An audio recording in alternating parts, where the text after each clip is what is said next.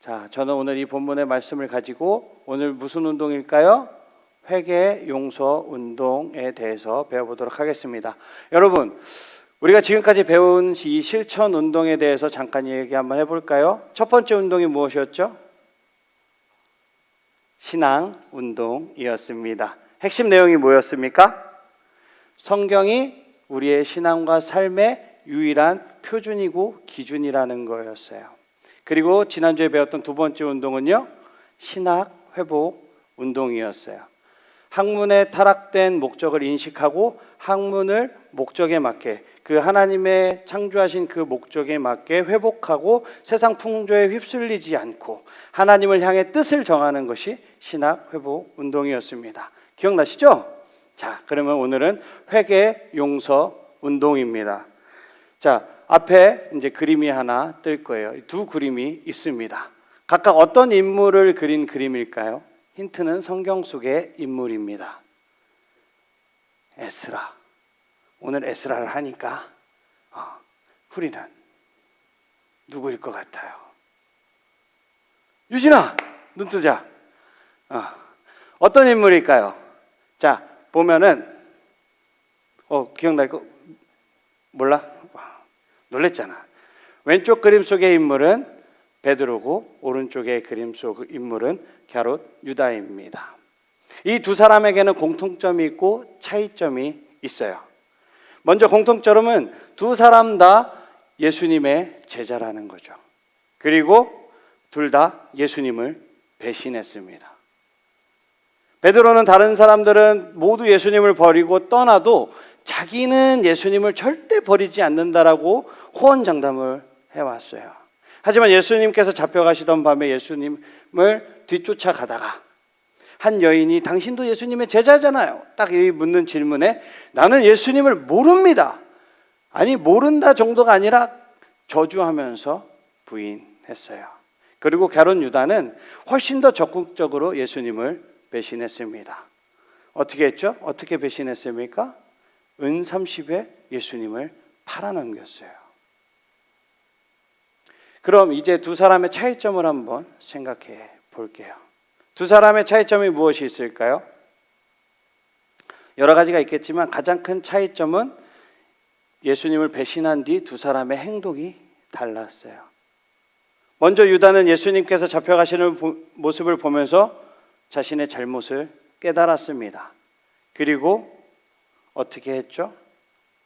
뒤늦게 자신의 행동을 후회하면서 예수님을 팔고 받았던 그 돈을 제사장들에게 다시 갖다 줘요. 근데 제사장들이 안 받겠다고 하니까 성전에다가 그 돈을 집어 던집니다.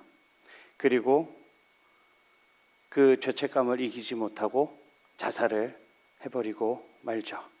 그럼 베드로는 어떻게 했나요? 베드로는 예수님을 부인한 뒤 똑같이 금방 자신의 죄를 깨달았어요. 예수님께서는 베드로에게 여러 차례 얘기하셨죠. 네가 오늘 닭이 3번 울기 전에 나를 부인할 것이다 라고 말씀하셨죠. 그리고 그 닭 울음소리를 듣는 순간 베드로는 예수님의 말씀이 떠올랐어요.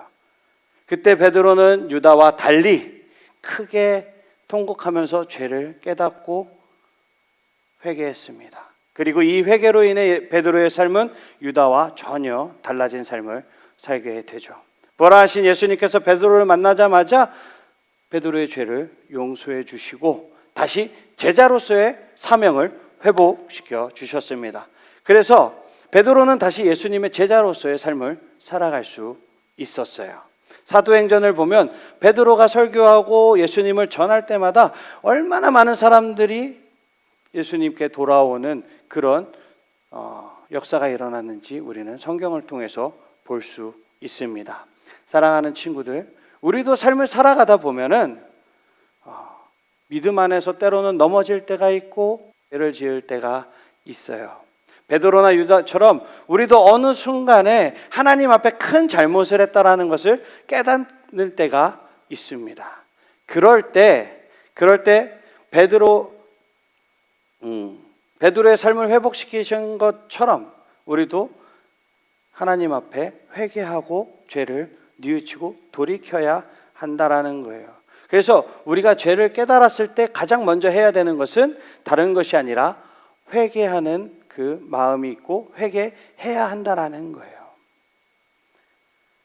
앞서 베드로의 이야기가 회개함으로써 죄를 용서하고 그리고 회복된 한 사람의 이야기가 베드로의 이야기라고 한다면 오늘 본문의 성경의 이야기는 한 사람의 회개로 인해서 공동체 전체가 용서를 받고 회복된 이야기예요.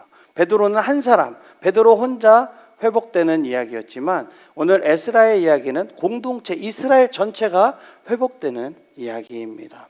한 사람의 회개가 공동체 전체를 회복으로 이끌었다고 하니까 그 한 사람 에스라에 대해서 오늘 영상을 통해서 한번 알아보도록 하겠습니다. 영상 한번 보고 오도록 할게요.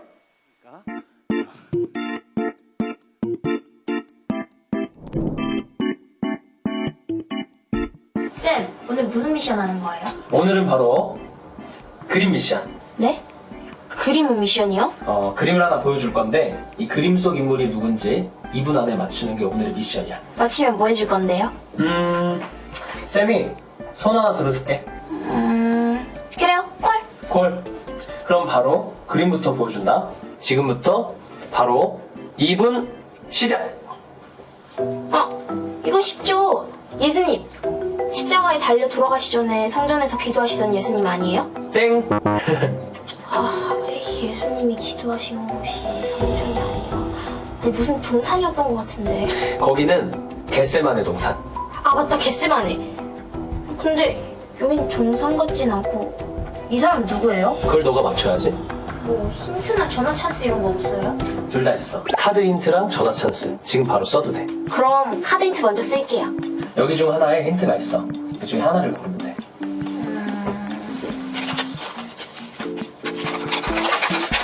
재건된 예루살렘 성전? 성전 제거에 관한 설교 들었던 거 기억 안 나니? 바벨론 제국의 포로로 끌려갔던 이스라엘 백성들이 다시 고향인 예루살렘으로 돌아와서 무너진 성전을 다시 세운 이야기요? 오, 기억하고 있네? 당연하죠. 제가 예배 시간에 얼마나 설교를 잘 듣는데요. 그래? 그러면 이 그림 속 인물은 누구일지 한번 추리해봐. 재건이 된 성전에서 이렇게 기도를 하고 있다면 기원에서 돌아온 인물 중 한 사람이겠네요? 그렇지. 근데 포로로 귀환한 사람들 이름은 하나도 생각이 안 나요. 이제 카드 힌트는 못 쓰는 거죠. 전화 찬스는 어떻게 써요? 이 목사님한테 전화를 걸어서 질문 하나를 할 수 있는데 통화 시간은 15초만 가능해. 뭐가 그렇게 짜요? 그럼 그냥 전화 찬스는 없는 걸로 할까? 에이, 그건 아니죠. 목사님, 지금 미션 중이라 빠르게 대답해주세요. 예루살렘 성전 재건에 관련된 인물, 영화에 등장할 만한 인물 누구 있어요? 네. 또 없어요? 네. 15초 끝! 수룹바벨, 에스라, 네미야 라는데 세 명 중에 누구죠? 이제 시간 얼마 안 남았어. 5, 4, 3, 2, 모르겠다. 1. 정답. 네미야? 니엠이야? 미션 실패! 정답은 에스라였습니다. 아까워. 그렇게 선생님도 너무 아쉽다. 하민 소원 꼭 들어주고 싶었는데. 좀 그렇게 말을 영혼 없이 해요. 지냈어? 다음번 미션은 꼭 마치기를 기대할게. 네. 그러면 그림을 다시 한번 봐볼까? 네. 봐봐. 이 그림 속 인물은 에스라요. 1차부터 3차까지 진행되었던 포로기환에서 2차 포로기환을 이끌었던 사람이지. 구약 성경 에스라의 그 에스라예요? 맞아. 근데 이 에스라가 지금 뭘 하고 있는 것 같아? 기도하고 있는 것 같은데 어딘가 엄청 슬퍼 보여요. 이 그림에서도 에스라가 얼마나 슬픈지가 느껴지지? 이상해요. 포로로 있다가 고향 땅에 돌아오고 무너진 예루살렘 성전도 다시 세웠는데 왜 슬퍼하고 있는 거예요? 페르시아 왕 아닥사스다의 시대의 왕은 한 조서를 내려서 이 에스라와 함께 고향으로 가고 싶은 이스라엘 백성은 누구든지 예루살렘으로 돌아가도 좋다고 허락했어. 우와, 진짜 기쁘겠네요. 에스라는 기뻐하면서 이 모든 일은 하나님께서 이스라엘을 기억하시고 은혜를 주셔서 이뤄진 일이라고 그렇게 고백하지. 그렇게 주전 458년경 대략 5,000명의 이스라엘 백성들이 포로에서 벗어나 4개월에 걸친 고된 여정 끝에 이들은 예루살렘 땅에 도착했어. 근데 고향 땅에 돌아온 에스라는 큰 슬픔을 느끼게 돼. 전쟁이나 전염병 같은 안 좋은 일이 발생했어요? 아니, 전혀 다른 문제였어. 그곳에는 이미 먼저 고향으로 돌아온 백성들이 살고 있었는데 이 고향으로 올 때 에스라가 기대했던 백성들의 모습이 전혀 아니었어. 하나님의 은혜를 깨닫고 달라져 있을 백성들을 기대했지만 그들은 또다시 같은 죄를 반복했어. 이방인들의 악한 행실을 따라하고 하나님을 떠나 우상을 숭배한 거지. 에스라는 이 모습을 보고 큰 슬픔을 느낀 거야. 이스라엘은 그런 죄악 때문에 하나님의 심판을 받고 멸망하게 된 거잖아요. 그걸 알고 있었는데도 포로에서 돌아와서 또 똑같은 죄를 반복했다고요? 포로 이전이나 이후에 달라진 게 없던 거야. 그래서 에스라는 속옷과 겉옷을 찢고 하나님 앞에 엎드렸어. 이 옷을 찢는 게 어떤 의미인지 기억하니? 당시 사람들이 큰 슬픔을 표현하는 행동이라고 하시잖아요. 맞았어. 근데 에스라는 이때 하나님 앞에 통곡하며 백성들의 죄악을 회개하며 눈물로 기도했어. 이 그림은 바로 그렇게 성전 앞에 엎드려 기도하는 에스라의 모습을 화가가 그림으로 표현한 거지. 에스라는 정말 멋있는 사람이네요. 그렇지? 오늘 이 그림을 보고 설명을 들으면서 뭘 느꼈어? 이스라엘 백성의 모습이 꼭 저의 모습 같다는 생각이 들었어요. 저도 잘못인 줄 알면서 죄를 짓고 똑같은 실수를 반복하거든요. 맞아. 하지만 죄를 깨달았을 때 그 죄를 하나님 앞으로 가지고 나아가 회개하면 하나님은 언제나 우리를 용서해 주신다는 사실을 잊지 말자. 네, 선생님. 다음에도 꼭 불러주세요. 저 다음에 미션 꼭 맞출 거예요. 오케이, 좋았어. 쌤도 꼭 기대할게. 네. 에스라는 이스라엘 백성들의 2차 포로 귀환을 이끈 지도자였습니다. 그런데 에스라가 예루살렘에 도착하자 당시 지도자였던 방백들이 에스라를 찾아와서 백성들의 가증한 일을 행하고 있다고, 백성들이 나쁜 일을 행하고 있다라고 에스라에게 보고를 했던 거예요. 에스라와 함께 왔던 백성들보다 먼저 1차로 귀환했던 이스라엘 백성들이 이스라엘 사람이 아닌 이방 사람들과 결혼을 하고 하나님을 떠나서 죄악된 일을 행하고 있었던 거죠. 이에 에스라는 큰 충격에 빠지고 슬퍼했어요. 오래전에 하나님의 백성이었던 이스라엘이 멸망하고 바벨론의 포로로 끌려갔던 이유가 이스라엘의 이런 죄악 때문이었거든요. 하나님의 백성으로서 구별된 모습으로 살아야 했던 이스라엘 백성들이 거룩함을 잃어버리고 우상을 섬기고 악을 행함으로써 하나님께서 그들의 죄를 심판하신 결과 이스라엘은 멸망당하고 만 거예요. 바벨론의 포로로 끌려가게 된 거죠. 따라서 하나님의 은혜로 포로되었던 그 땅에서 다시 자유를 얻고 고향으로 돌아왔는데 그 돌아온 백성들의 삶은 어떻게 해야 됐을까요? 이전과는 달랐어야 되죠. 왜요? 내가 왜 끌려갖고 포로 생활을 했고 힘들게 살았는지 알았으니까. 그러면 어떻게 해야 돼요? 내 삶이 변해야 돼요. 다시는 그 죄를 지으면 안 되는 거죠. 그런데 에스라가 본 백성들의 모습은 조상들의 모습과 별반 다른 게 없었다라는 거죠. 하나님의 은혜를 잊어버리고 조상들과 똑같이 죄악을 반복하면서 살았다라는 거예요. 그래서 에스라는 이스라엘 백성들의 죄악을 가지고 하나님의 성전 앞으로 나아가서 기도하기 시작했습니다. 어떻게 해요? 옷을 찢고 속옷을 찢었다는 것은 마음을 찢었다라는 거예요. 우리 함께 에스라의 기도가 담긴 6절을 한번 읽어보도록 하겠습니다. 우리 6절 큰 목소리로 읽어보겠습니다. 시작! 말하기를 나의 하나님이여 내가 부끄럽고 낯이 뜨거워서 감히 나의 하나님을 향하여 얼굴을 들지 못하오니 이는 우리 죄악이 많아 정수리에 넘치고 우리의 허물이 커서 하늘에 미침이니이다. 아멘. 민족의 죄 앞에서 에스라가 선택한 것은 회개였습니다. 에스라는 영적 지도자로서 민족의 죄악을 자신의 죄악과 동일시시켰어요. 똑같이 만들었다라는 거예요. 그리고 하나님께 마음을 찢으면서 간절하게 기도했습니다. 그러자 놀라운 일이 일어나게 돼요. 에스라가 성전 앞에서 회개하며 엎드려서 통곡하며 기도할 때 수많은 이스라엘 백성들이 그 앞에 모여들기 시작했습니다. 그리고 그들도 함께 통곡하며 하나님 앞에 자신들의 죄악을 낱낱이 고백하기 시작한 거예요. 여러분, 죄를 깨닫고 후회하는 것으로 그쳐서는 안 돼요. 그 죄악으로부터 삶을 돌이키는 것까지 가야 하는 거예요. 이때 이스라엘 백성들은 진정한 회개를 했습니다. 그들은 단순히 자신들의 죄를 슬퍼하는 것으로 그치지 않았어요. 그들의 잘못을 바로잡고 하나님의 말씀을 따라 행할 것을 하나님과 에스라 앞에서 맹세했습니다.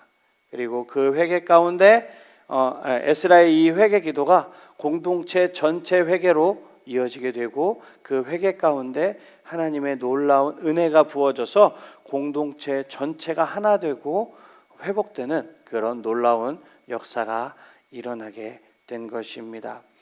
친구들, 오늘 운동이 무슨 운동이라고 했죠? 회개 용서 운동입니다. 이 운동은 하나님 앞에서 자신을 돌아보며 회개하며 서로를 용납해서 하나됨을 이루는 운동이에요. 이 시간 잠시 여러분 눈 한번 감아볼래요? 지난 한 주를 돌아보면서 떠오르는 죄가 있다면 조용히 마음속으로 그 죄를 하나님 앞에 고백하며 회개 기도를 합시다. 우리 반주 선생님께서는 잠깐 반주를 조용히 해주시면 좋겠어요. 여러분, 예수님께서 십자가에 달려 죽으신 이유는 우리의 죄 때문이었습니다. 아무런 죄가 없으신 예수님께서 그토록 끔찍한 형벌을 받고 죽으신 이유는 우리의 죄를 깨끗게 해주기 위해서였습니다. 그리고 죄로 인해 끊어진 하나님과의 관계를 다시 회복시켜 주시기 위함이었습니다. 따라서 예수 그리스도의 이름으로 회개하며 하나님 앞에 우리가 나아갈 때 우리는 언제든지 은혜 안에서 진정한 용서와 회복을 경험하게 되는 것입니다. 여러분, 우리 요한일서 말씀을 제가 읽어드릴게요. 눈 감고 들으세요. 만일 우리가 우리 죄를 자백하면 그는 미쁘시고 의로우사 우리 죄를 사하시며 우리를 모든 불의에서 깨끗하게 하실 것이요. 회개하면 죄를 용서받고 용서는 회복을 이루게 합니다. 여러분, 눈 뜨시고요. 회개는 마음과 우리의 뜻을 다해서 하나님 앞에 고백하는 것입니다. 내가 잘못한 것을 깨닫고 그리고 그것을 아는 것으로 끝나면은 안 돼요. 액트가 아니라 액션으로 이어져야 합니다. 명사가 아니라 동사로 이어져야 돼요. 내가 움직여야 합니다. 내가 행해야 돼요. 여러분, 내가 하나님 앞에 회개해야 하나님께서 나를 용서하시고요. 그래야 내가 내 주변에 있는 사람들을 용서할 수 있는 것입니다. 내가 하나님 앞에 회개하지 않고 내가 하나님 앞에 용서를 받지 않았으면 내 주변에 있는 사람들의 용서할 수 없어요. 왜요? 용서를 경험해보지 못한 사람이 어떻게 용서를 할 수 있을까요? 여러분, 회개하시기를 주님의 이름으로 축복합니다. 그 회개 가운데 하나님의 놀라운 은혜가 있을 것입니다. 오늘 말씀을 기억하면서 제가 회개하면 용서받고 라고 외치면 여러분들은 큰 목소리로 용서는 회복을 이룬다라고 외치는 거예요. 우리 해볼까요? 회개는 용서를 낳고